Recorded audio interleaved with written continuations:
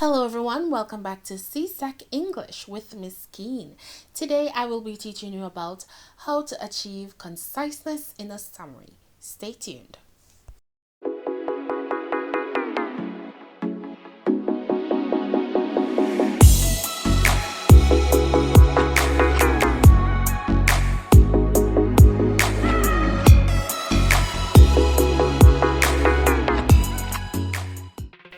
By the end of this lesson, you should be able to 1. Define concise writing, 2.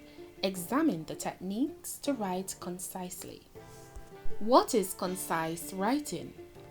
Concise writing is saying what you want to convey in the fewest words possible. Conciseness refers to language that is brief and to the point. Concise writing gets straight to the point so that your audience can easily understand what you're trying to say. There are several techniques that can help you to write clearly and concisely so that you never commit the crime of wordiness. Here are 9 techniques you can apply so that your writing is more concise. Number 1, eliminate redundant words. 2, omit needless words and verbal deadwood. 3, put wordy expressions on a diet. 4, strengthen weak adjectives. 5, remove vague nouns. 6, eliminate filler words. 7, construct active sentences. 8, choose a strong verb over an adverb. 9. Avoid starting with it was and there is. Now let us have a closer look at each technique. The first one, eliminate redundant words. Eliminating redundant words and phrases creates stronger, more direct sentences. In my opinion, I think that's a problem. This sentence has a redundant phrase. We will remove it to make our sentence more concise. Our concise sentence should read, I think that's a problem. Let us look at another example. The course had several necessary requirements. In this sentence, necessary is redundant. Requirements already suggest that there is a need or a necessity. Therefore, we will eliminate necessary. Our sentence should read, the course had several requirements. You should also aim to eliminate redundant categories. So instead of saying a large number of, we can say many, despite the fact that can be replaced with although.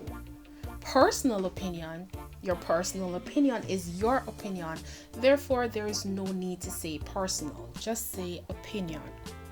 Each and every, just say each, every, or all, as the opportunity to can be replaced with can or could. End result. Result comes at the end, so there is no need to say end result, just say result. At this point in time already refers to right now, so just say now. Another technique to achieve conciseness in your summaries is to omit needless words and verbal deadwoods. Instead of saying despite the fact that or regardless of the fact that, we can use although or even though. Also, instead of saying on the occasion of or in a situation in which, simply use when. Prior to and in anticipation of can be replaced with before. Subsequent to and following on can be replaced with after. No need to say at the same time as, simply use as. We can replace these long phrases with the use of a simple conjunction. The reason for and for the reason that can be replaced with because, due to the fact that, and owing to the fact that can be replaced with the conjunction since. Put these wordy expressions on a diet. You have 30 seconds.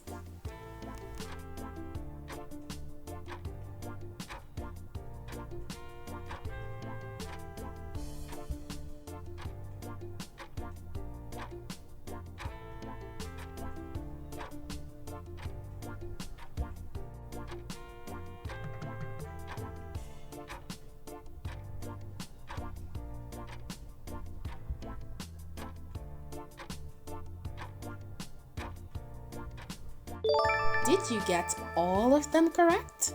Let us know in the comments. Another technique to achieve conciseness in your summaries is to strengthen weak adjectives. Using strong descriptive adjectives helps trim down sentence length. Look for places where you've used two words to describe something when one would do. Strengthening your vocabulary can help you ensure that you're using the best word for the situation and that all of your words deserve to be in your sentence. Plus, strong adjectives make your writing more vibrant. Let us look at the following examples. Instead of saying, "He told a very powerful story," we can make the sentence more concise by strengthening the adjective. We can simply say, "He told a compelling story." Also, "She struggled to sit through his really boring speech." We can simply eliminate the modifier really and strengthen the adjective to make the sentence more concise. She struggled to sit through his tedious speech. The next technique is to remove vague nouns. Do all of your nouns actually move your point forward? If not, it may be time to say goodbye. Eliminating these unnecessary words will help make your writing more direct and clear. Let us look at a few examples. Career growth was an important factor in why I decided to join. 12 words. Can you make the sentence concise in 6 words? We can simply say, "I joined to advance my career." Here's another example of a wordy sentence. I'm interested in the areas of history and biology. We can make the sentence more concise by removing in the areas of. We can say, "I'm interested in history and biology."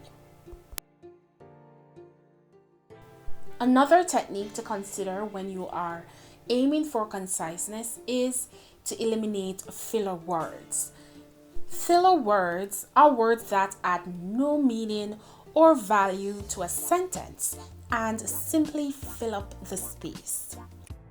They can be easily removed or replaced, but often inadvertently creep up in writing since we're so used to using them in our speech. Here are some examples. Here's a wordy sentence. For all intents and purposes, this project will be outsourced. For all intents and purposes, those are filler words.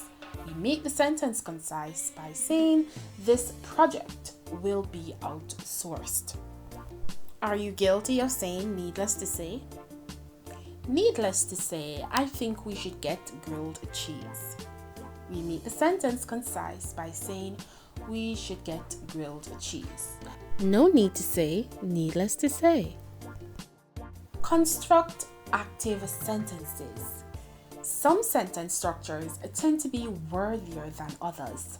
Although the passive voice isn't incorrect and is completely fine to use in moderation, it's often a weaker type of sentence construction.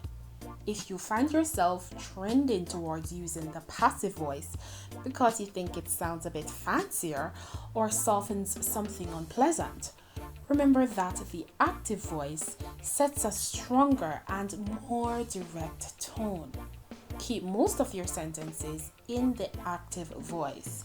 You'll find that they also tend to be more concise. When we use the passive voice, the action is performed on the subject. Let us look at this example. The accident was caused by the slippery road. In this sentence, the subject is the slippery road. However, because it is in the passive voice, the action comes before the subject. The passive voice is formed by using the past participle of the verb with a form of the helping verb be. Now let us turn the sentence around and allow the subject to perform the action. The concise sentence should read, "The slippery road caused the accident." Let us look at another example. Here is a sentence in the passive voice.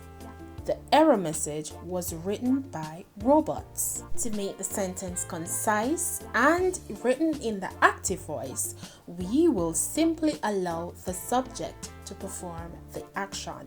So, robots wrote the error message. Sometimes writers want to spice up their writing by using adverbs. They use adverbs to modify their verbs. However, if you are aiming at conciseness, it is best if you choose a strong verb over an adverb. For example, she quickly jumped off the bed. Quickly is an adverb modifying the verb jumped. We will now need to find a powerful verb to replace quickly and jumped. She launched off the bed. Launched is a powerful verb and it makes your sentence more concise. The final technique to achieve conciseness in your summaries is to avoid starting with it or there plus be verbs. Avoid starting with "it was." Here is a wordy sentence. It was her last argument that finally persuaded me. Your concise sentence should read, "Her last argument finally persuaded me." So we would have eliminated "it was." In this case, why use 9 words when 6 will do? Similarly, avoid starting with "there is" and "there are."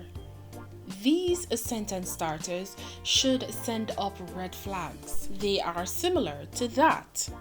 Let's look at an example of what not to do when starting a sentence. Here's a wordy sentence. There are only 5 apples left. You can achieve a conciseness by eliminating "there are." So, only 5 apples are left. Let us see if you have learned something today. Make the following sentences more concise. Share your answers in the comments section.